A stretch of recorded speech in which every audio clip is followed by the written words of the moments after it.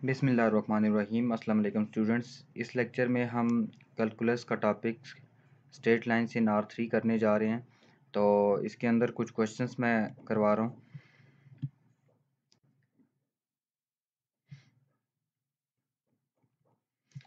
In each of the problem find the parametric equations, direction ratios, direction cosines and measure of the direction angles of the straight line through P and Q।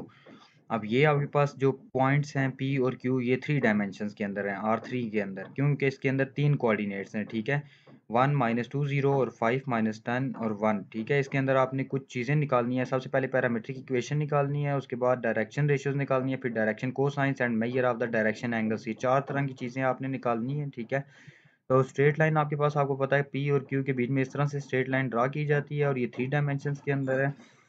Given are P and Q, ये points given है। इनमें अब हम equation of line कैसे find करेंगे? P and Q is equation of line through P and Q is x-1/5-1। और अब आपने ऐसा करना है कि सबसे पहले आपने जो Q पॉइंट है उसको यूज़ करना है, उसके आपने कोऑर्डिनेट्स को माइनस करना है, x में से माइनस करना है, फिर y में से इसका दूसरा कोऑर्डिनेट माइनस करना है। जब माइनस करेंगे वो प्लस हो जाएगा, y+2, और z में से तीसरा कोऑर्डिनेट माइनस करना है, z-0। और नीचे आपने क्या करना है कि इसके p के कोऑर्डिनेट में से 1 को माइनस करना है, और फिर दूसरे कोऑर्डिनेट में से दूसरा माइनस करना है, और तीसरे कोऑर्डिनेट में से तीसरा माइनस करना है। ठीक है, इस तरह से आपने ये इक्वेशन बनानी है, इनको तीनों को इक्वल रखना है। इसमें x-1/4, y+z/-8 और z/1 इक्वल टू, इन तीनों को, अब ये तीनों इक्वल हैं तो इनको एक कांस्टेंट नंबर t के इक्वल लेट कर लेते हैं। इसके अंदर आप लोग इस चीज़ को अलग से t के इक्वल रखें। ये t, जब इस चीज़ को मैं t के इक्वल रखूंगा तो ये 4 को t से मल्टीप्लाई करेंगे, 1 माइनस हो रहा है उस तरफ जाके प्लस हो जाएगा। x की इक्वेशन आ जाएगी x equal to 1 + 4t, x की ये वैल्यू आ जाएगी। फिर इसी तरह y, ये सेकंड वाले को t के इक्वल रख लें, फिर थर्ड वाले को। तो इस तरह से you can find the x, y and z। These are the parametric equation for the any straight line in R3। ठीक है, डायरेक्शन रेशियोज, अब ये आपके पास पैरामीट्रिक इक्वेशंस आ गए हैं। सबसे पहले उसने पैरामीट्रिक इक्वेशंस फाइंड करने का कहा था। अब जब भी आपके पास 2 पॉइंट्स हो तो आपने इस तरह से फाइंड करना है। मैं फिर बता रहा हूँ कि आपने एक्स वाई जेड में से आपने क्यू के जो सेकंड वाला पॉइंट है उसके कोऑर्डिनेट्स माइनस करके ऊपर रखने हैं, और फिर आपने पी और क्यू के दोनों के फर्स्ट कोऑर्डिनेट्स को माइनस करके नीचे रखना है, फिर दोनों सेकंड कोऑर्डिनेट्स को माइनस करके नीचे, और फिर थर्ड कोऑर्डिनेट्स को माइनस करके थर्ड वाली टर्म के नीचे रखना है, और इन तीनों को t के इक्वल रख लेना है, और फिर तीनों को 1 बाय 1 आपने इक्वल रख के आपने पैरामीट्रिक इक्वेशंस फाइंड कर लेनी है। Direction ratios of line P Q, और अब पी क्यू की डायरेक्शन रेशियोज कैसे निकालेंगे? 4 -8 और 1।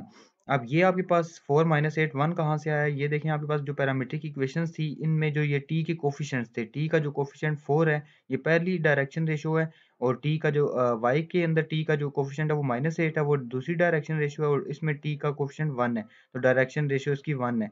तो इसमें हेयर स्क्वायर रूट, अब आपने इन तीनों डायरेक्शन रेशियोज का स्क्वायर लेके इनका सम करके स्क्वायर रूट के अंदर रखना है, और ये आपके पास 9 आ जाएगा। So direction ratios of line through P and Q R, आपके पास जो डायरेक्शन रेशियोज होंगी वो क्या होंगी? L equal to 4/9।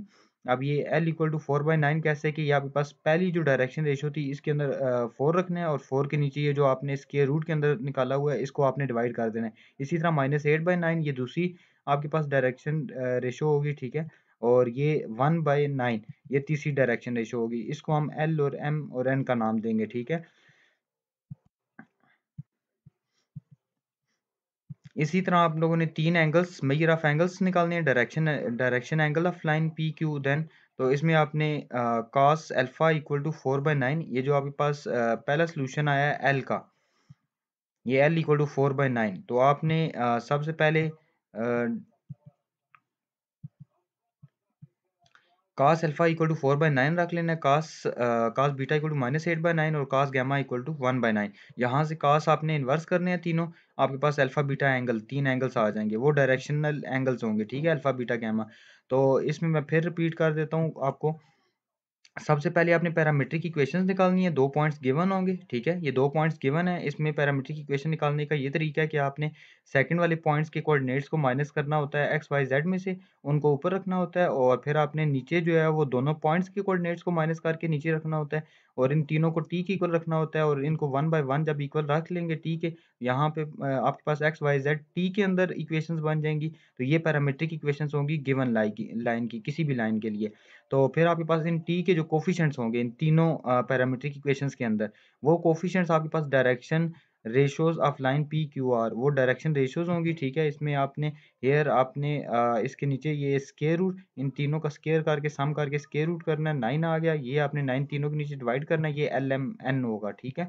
तो इसमें आपने अब अल्फ़ा, बीटा, गामा कैसे निकालना है? कॉस अल्फ़ा इक्वल टू जो पहली डायरेक्शन रेशियो आई है उसको 4/9 के इक्वल रखना है, ठीक है? कॉस बीटा इक्वल टू -8/9 और कॉस गामा इक्वल टू 1/9 इन तीनों कॉस को इन्वर्स करेंगे, इस तरफ अल्फ़ा, बीटा, गामा आ जाएगा। ये आपके पास अल्फ़ा, बीटा, गामा का सॉल्यूशन आ जाएगा। क्वेश्चन नंबर 2 के अंदर बिल्कुल यही काम करना है। जस्ट मैं आप लोगों को शो करवा देता हूँ स्क्रीन पे, ठीक है? आपने इसको खुद ट्राई करना है। ये देख लें।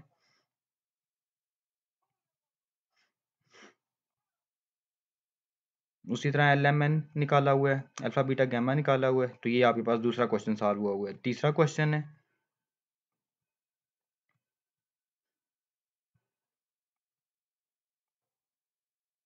अब ये फोर्थ क्वेश्चन है।